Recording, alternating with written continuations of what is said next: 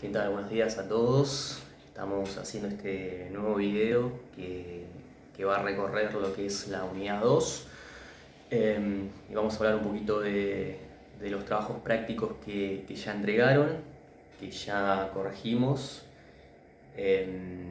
y también sobre los que nos quedan por corregir, que son algunos que me enviaron por mail. Todos los que ya enviaron su trabajo por el campus virtual ya tienen su nota y su devolución, aunque sea mínima. Y bueno, nos falta corregir a aquellos que me enviaron el trabajo por mail.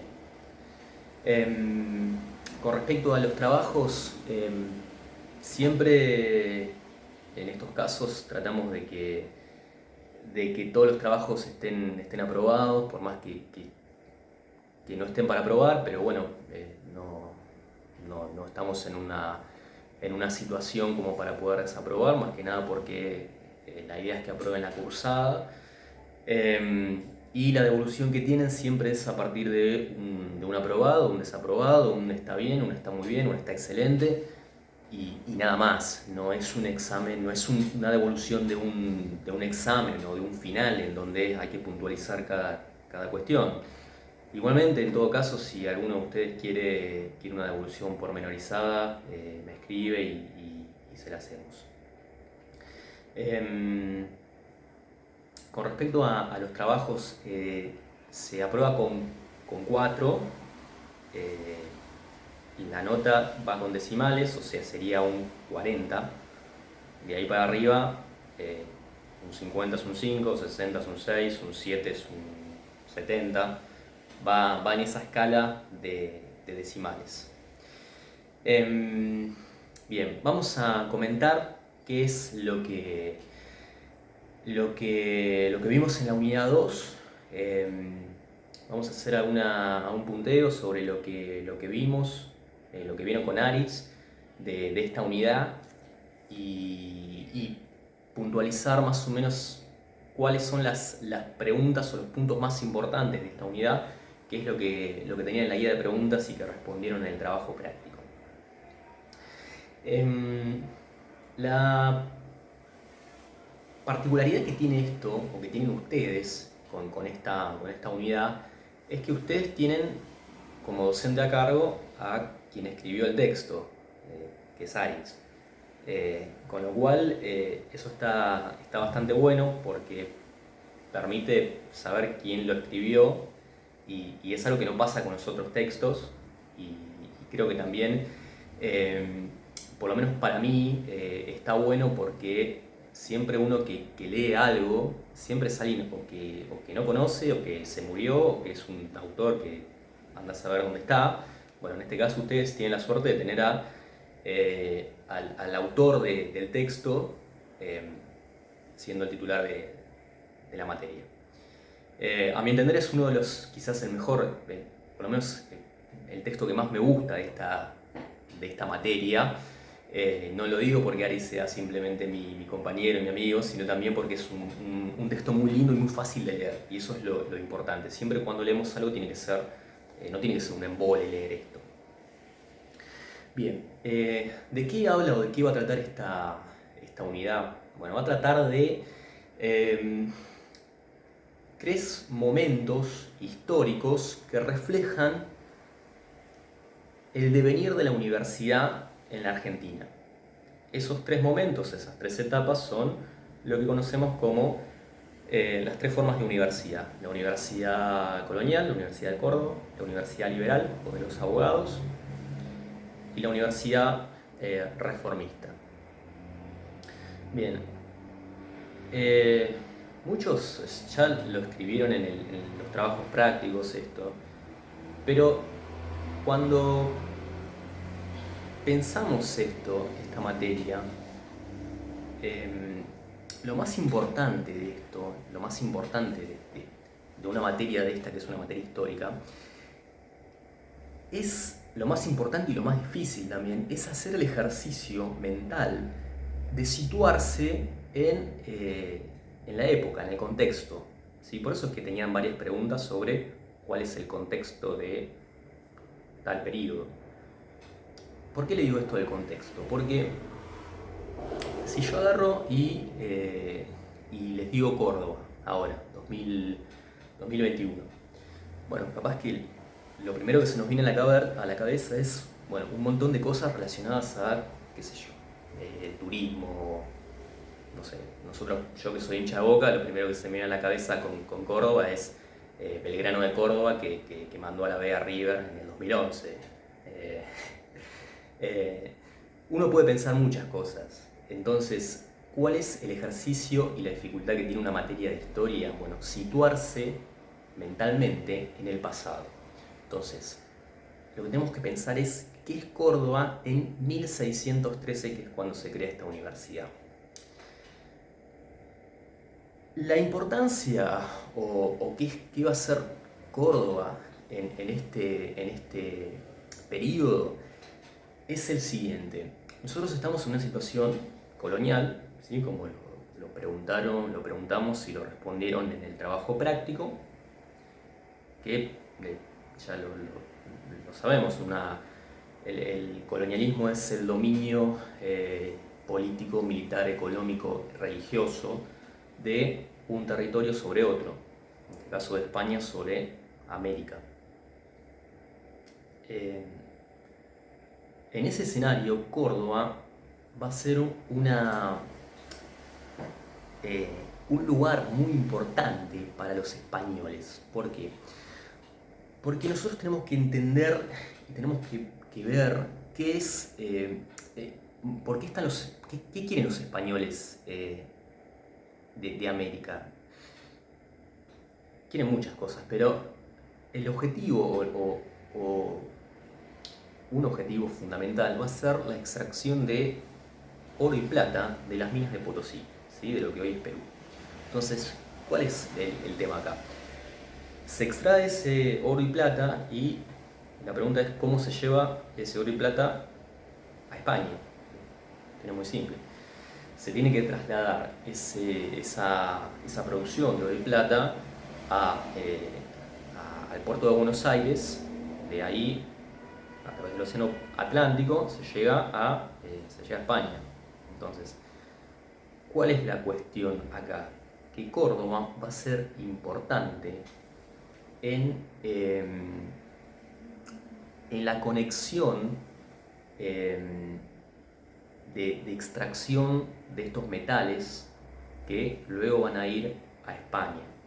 Entonces, si hacemos un ejercicio de pensar un mapa, vamos a ver que Córdoba está a la mitad, acá tenemos a Perú y tenemos acá Buenos Aires.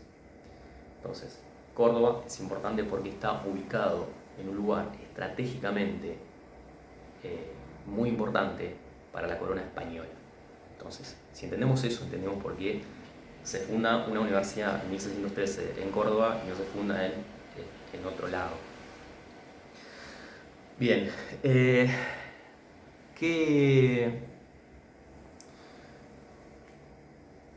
se estudia? ¿Qué se estudia acá en esta universidad? Bueno, fundamentalmente estamos en un escenario donde la religión es muy fuerte, por lo tanto, teología va a ser una carrera muy importante. Teo quiere decir Dios, la palabra logos quiere decir ciencia o estudio de, la teología es el estudio de Dios. Y va a replicar el mismo modelo de las universidades españolas. ¿Sí? Es una universidad que está más cerca de la Edad Media que de la Edad del mundo moderno. ¿Quiénes son los que estudian? Esto es otra cosa que tenemos que mencionar. ¿Quiénes son los que estudian en esta universidad? Bueno, estudian los españoles. Y con ello excluyen a todo el universo que no fuera español. Ya sean los criollos, el criollo es el hijo del español que nace en América, los indígenas y todo el resto que no sea español. Bien, eso es con lo que, a grandes rasgos, con lo que tenemos en referencia a la Universidad de Córdoba. ¿Sí? Siempre tenemos que hacer este ejercicio de pensar y situarlo en el contexto. ¿Sí? Entonces, cuando tengan el examen en un tiempo, lo primero que, antes de largarse a escribir y decir, bueno, teología, antes de decir eso, mínimamente tenemos que argumentar y decir, bueno, ¿por qué Córdoba es importante para el Imperio Español? La otra universidad que tenemos es la Universidad de Buenos Aires, de 1821, que nuevamente tenemos que hablar del contexto. Estamos en un escenario post-independentista, en donde Buenos Aires se va a alzar como la provincia más rica de esta confederación. Una cuestión importante ahí que tenemos que marcar nuevamente para situarnos en este escenario es que, que también aparecía mucho en los trabajos y no tienen por qué saberlo, que es que la palabra Argentina no existe como tal la palabra Argentina entendida como la entendemos nosotros, como la República Argentina. La palabra Argentina en este momento viene del latín argentum y hace referencia a Buenos Aires. ¿Sí? ¿Por qué Buenos Aires? Por el Río de la Plata. Entonces, decir argentino es decir porteño. ¿Sí? Entonces, cuando hablamos de esto, cuando hablamos de Argentina como tal, va a ser un proceso muy largo que va a terminar en mitad del siglo XIX. Entonces, no es que la Argentina existe desde siempre, sino que es un proceso muy largo y la palabra argentino refiere únicamente a Buenos Aires. Bien, ¿qué es Buenos Aires? Es la ciudad más económicamente más rica. ¿Por qué? Porque tiene el puerto. ¿Qué quiere decir esto que tenga el puerto? Bueno, quiere decir que tener el puerto le va a permitir comerciar de manera directa con las grandes potencias europeas, fundamentalmente con los ingleses. ¿Cómo se denomina este tipo de intercambio comercial? Bueno, lo denominamos como un modelo agroexportador, en donde exportamos materias primas, todas vinculadas al sector agrícola ganadero, e importamos manufacturas que son productos elaborados. Bien, Buenos Aires va a ser entonces la provincia que económicamente va a estar en mejores condiciones porque tiene el puerto, y la Universidad de Buenos Aires de 1821 va a responder a este escenario económico. Entonces, ¿quiénes son los que van a estudiar en esta universidad? Bueno, van a estudiar los hijos de los comerciantes, los hijos de la gente acaudalada de Buenos Aires, que están vinculados al sector de exportación de materias primas. ¿Qué se estudia en esta universidad? Se estudia Derecho. Ahora, la pregunta que tenemos que hacernos es, bueno, ¿por qué Derecho? ¿Qué tiene que ver el estudio de las leyes con el modelo agroexportador y qué sé yo? Cuando hablamos de derecho, en este caso, en la Universidad de Buenos Aires, tenemos que entender lo siguiente. Si decimos que la universidad nace como una expresión de Buenos Aires, de la Buenos Aires exportadora, ¿qué tiene que ver el derecho con todo esto? Bueno, muy simple. Si yo voy a comerciar con otro país, si yo voy a intercambiar mercancías con otro país, yo tengo que conocer cuáles son las leyes y las normas que regulen ese intercambio. ¿Sí? Tengo que saber y tener en claro cuáles son las leyes, por ejemplo, del comercio marítimo. Bien, eso es el derecho vinculado a este modelo agroexportador.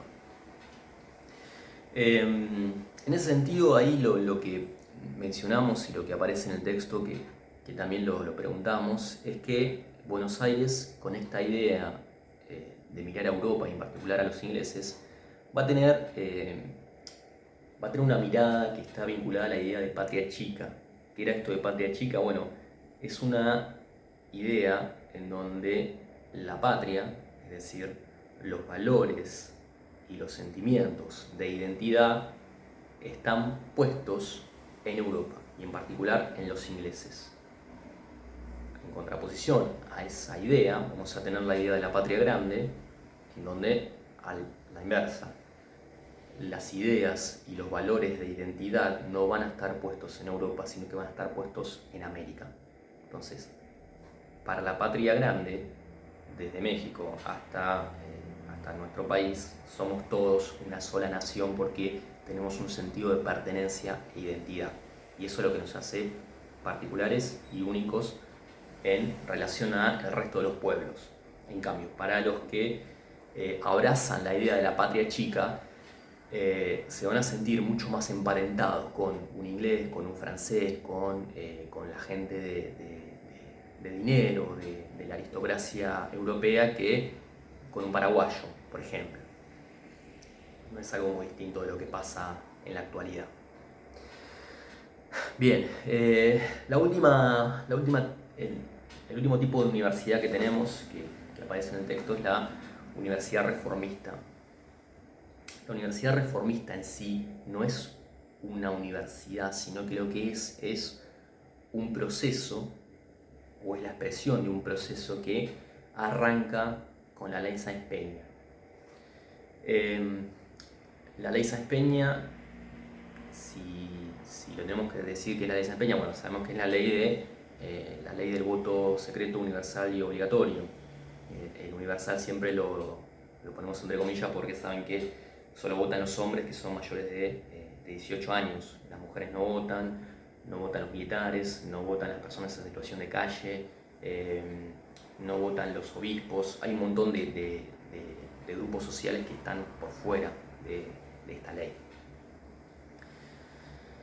Con la ley Sáenz Peña vamos a ver que en 1916 se va a producir el advenimiento al poder de Hipólito Yrigoyen, que es expresión de la Unión Cívica Radical, que a su vez es expresión de los sectores medios. Cuando hablamos de sectores medios, son sectores que son inmigrantes, ¿sí? Son sectores que llegaron a nuestro país, en su mayoría italianos y españoles, y que van a encontrar en el radicalismo una expresión política que los represente. Bien. La Universidad de Córdoba, entonces, en este escenario, va a pasar a ser un lugar de disputa. ¿Entre quién? Entre la Unión Cívica Radical, que es este movimiento que es expresión de los sectores medios, y los conservadores. Entonces, en 1918 vamos a ver que se va a producir un reclamo por parte de los estudiantes que tiene que ver con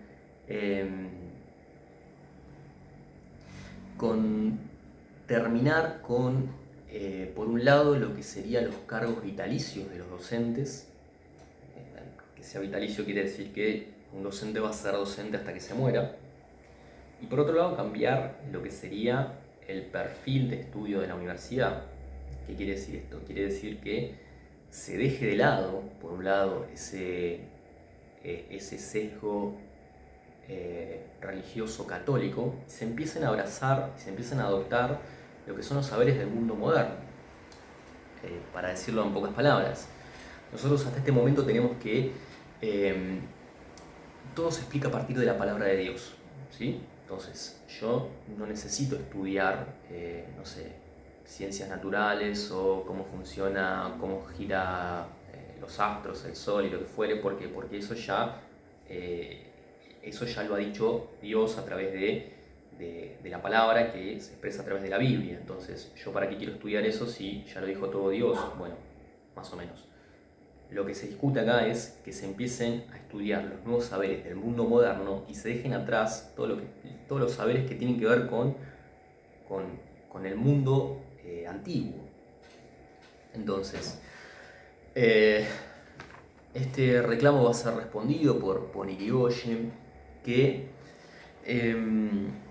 va a intervenir, va a proceder a la intervención de la universidad para que se pueda votar y la universidad pueda tener representación en el gobierno.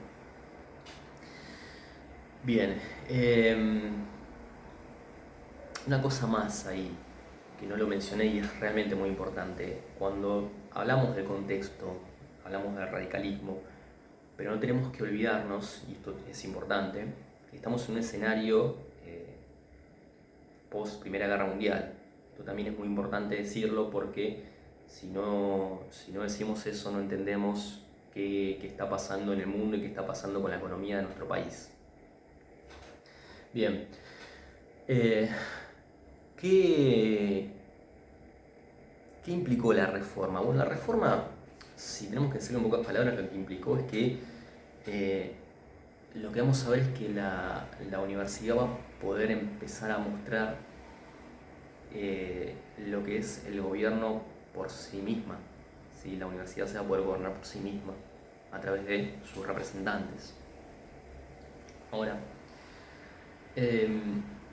cuestión importante, la reforma no implicó el acceso masivo a la universidad. ¿Por qué? Porque la universidad siguió siendo arancelada. Es decir, está bien, tenemos representación y el gobierno de la universidad por sí misma y demás, pero la universidad siguió siendo elitista. ¿Por qué? Porque los que acceden son muy pocos. ¿Por qué? Porque hay que pagar. ¿Cuándo se rompe eso? Bueno, eso se va a romper con el peronismo, que lo van a ver en la clase que van a tener con Aritz. Bien, ¿qué iba a decir Deodoro Roca y Jauretche sobre la reforma? Bueno, Roca va a ser uno de los promotores de la reforma, por lo tanto va a decir que la reforma fue un proceso emancipatorio en donde la juventud estuvo como protagonista y demás. Bueno, ¿qué iba a decir Jauretche? Jauretche va a ser un crítico de la reforma. Y acá me parece que la crítica que le va a realizar Jauretche a la reforma tiene que ver también con algo que después va a decir Roca, que es esto de que sin reforma social no puede haber reforma universitaria, porque estaríamos pensando que la universidad es una isla y que está ajena al mundo exterior. Entonces, volvemos a lo mismo, nos situamos en 1918, sí, tenemos ley Sáenz Peña y demás, pero todavía seguimos en un escenario en donde tenemos un modelo agroexportador, en donde tenemos unas condiciones de desigualdad que son exorbitantes. Bien, en todo ese escenario no podemos pedirle a la Universidad de Córdoba que cambie el país. Bien, eso por un lado. Por otro lado, lo que va a decir Jauretche es que esa lejanía que hay entre el estudiante universitario y la realidad va a provocar que ese estudiante universitario se asuma como una especie de nobleza universitaria. ¿Sí? Entonces, lo que va a provocar esto es que el estudiante se aleje cada vez más de la realidad social y solo mire a su entorno, que es esa universidad. ¿Cuál es el ejemplo más claro de esto? Es el siguiente. Dijimos que Irigoyen va a apoyar la reforma y va a ser el promotor de esta reforma. Sin Irigoyen no hay reforma. Esto se da en 1918. Y un par de años más tarde, 12 años más tarde, en 1930, se va a producir el primer golpe de Estado en nuestro país, que se va a llevar adelante justamente contra Hipólito Yrigoyen. Las organizaciones y agrupaciones universitarias van a apoyar a este golpe de Estado, van a apoyar a Uriburu, que va a ser quien lleve adelante este golpe de Estado. Y la pregunta que se hace Jauretche, que ya más o menos respondimos, es ¿cómo puede ser esto? ¿Cómo puede ser que estos pibes, 12 años después de que Irigoyen les permitió gobernar a la universidad, participen de manera activa de un golpe de Estado que lo despoja del poder? Bueno, la respuesta que se da es esto. El problema que hay es que la universidad lo que hace es replicar esta idea de asumir que el estudiante tiene otro status quo que el resto de la sociedad y por lo tanto se asume como una especie de noble universitario ajeno a la realidad. Bien, más o menos la unidad 2 y las preguntas que teníamos vienen por ahí. tenemos que tener en cuenta siempre lo que ya mencionamos, hacer este ejercicio de pensar en el contexto antes de responder, de dar una respuesta. Estos tres tipos de universidad siempre se van a pensar en un contexto, por lo tanto cuando tengamos que estudiar y tengan que estudiar, préstenle atención a esto, ¿sí? El contexto que tiene cada universidad. Con respecto a los trabajos, bueno, ya hemos corregido los que están en el campus, faltan los que me mandaron por mail, así que en estos días ya van a tener todos su respectiva nota. Cualquier duda, pregunta, queja, pueden hacerla a través del campus o enviar un correo. Así que espero que este video les haya servido, les sea útil y bueno, estaremos en contacto y estaremos en comunicación por cualquier inquietud. Un saludo a todos.